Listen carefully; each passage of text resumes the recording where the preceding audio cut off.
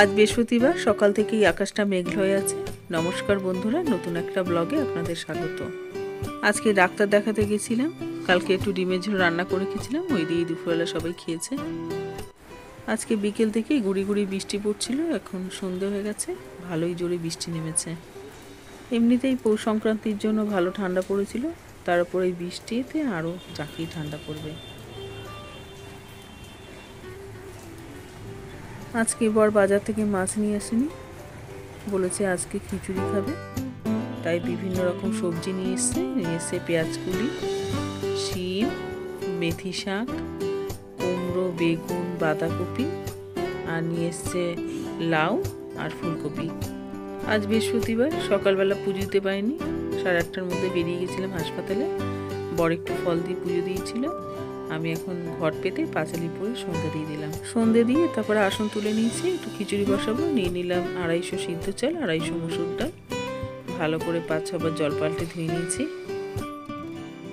চাল ডালটা ধুয়ে নিয়েছি। নিয়ে নিয়েছি কিছু সবজিগুলোকে এখন কেটে নিয়েছি, কেটে ধুয়ে নিয়েছি। গ্যাসটা ধরিয়ে একটা বড় কড়াই বসিয়ে দিলাম, এর মধ্যে খিচুড়ি করব। দিয়ে দিলাম ধোয়া চাল ডাল, আর যেই বাটি মেপে নিয়েছিলাম দিয়ে দিলাম সেই বাটি 2 বাটি জল। ঢাকা দিয়ে রেখে দিলাম। চাল ডালটা ফুটে গেছে, এর মধ্যে দিয়ে দিলাম কাঁচা আলুটা নেড়ে চাল ডালের সাথে মিশিয়ে নিলাম।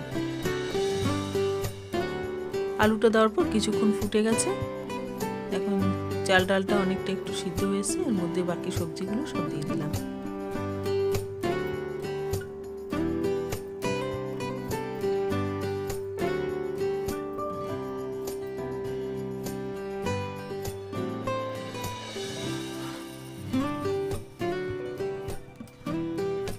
সব সবজিগুলো ভালো করে চাল ডালের সাথে মিশিয়ে দিলাম, একটুখানি ফুটিয়ে নেব।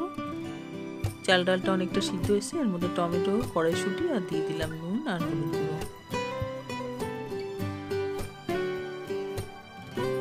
নুন হলুদটা ভালো করে সব কিছুর সাথে মিশিয়ে নিলাম।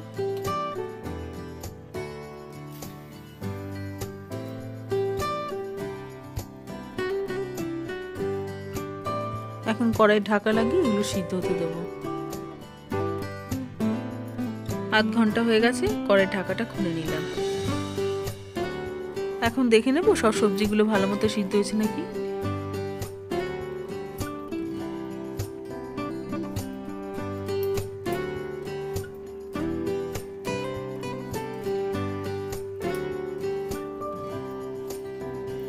মূলো, কুমড়ো, আলু, চাল ডাল সব ভালো মতো সিদ্ধ হয়ে গেছে। এর মধ্যে দিয়ে দিলাম বড় চামচের 1 চামচ চিনি, আর দিয়ে দিলাম কয়েকটা চেরা কাঁচা লঙ্কা।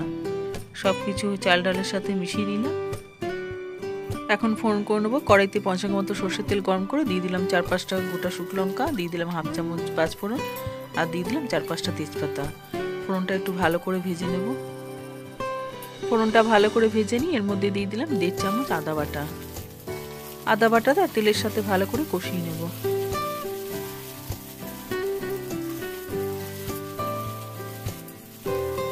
আদা বাটাটা ভালো করে কষানো হয়ে গেছে, এখন খিচুড়ির মধ্যে ফোড়ন দিয়ে দিলাম। খিচুড়ির মধ্যে দিয়ে দিলাম 1/2 চামচ ঘি, তার সাথে দিয়ে দিলাম একটু কুচনো ধনেপাতা। সবকিছু ভালো করে খিচুড়ির সাথে মিশিয়ে নেব।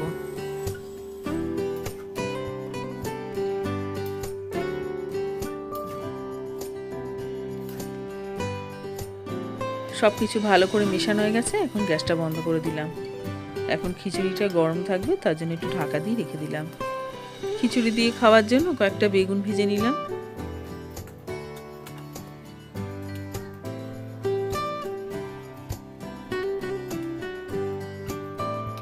আর ভেজে নিলাম কয়েকটা পাঁপড়।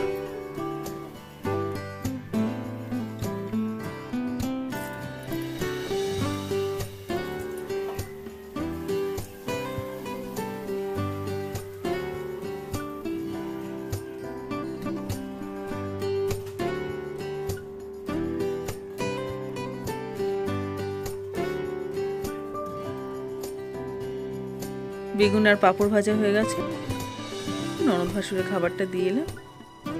এখন আমরা গরম গরম খিচুড়ি নিয়ে খেতে বসে পড়েছি।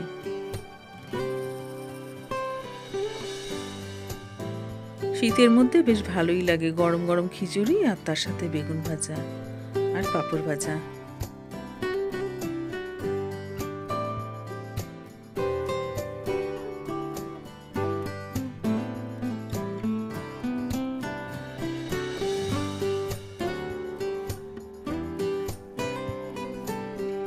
এই ঠান্ডা ওয়েদারের মধ্যে এরকম গরম গরম খিচুড়ি আর সাথে বেগুন ভাজা থাকলে আর কিছুই লাগে না, এই দিয়েই খাবারটা ভালো মতো হয়ে যায়।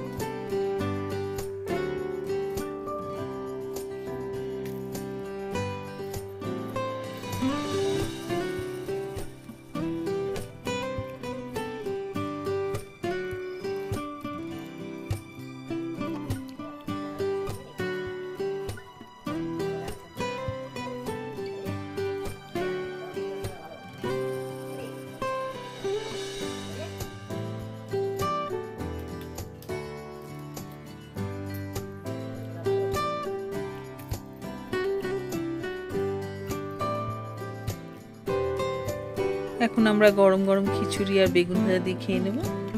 আজ এই পর্যন্ত, আবার দেখাবে নেক্সট ভিডিওতে। ভালো লাগলে লাইক আর সাবস্ক্রাইব করে দিও।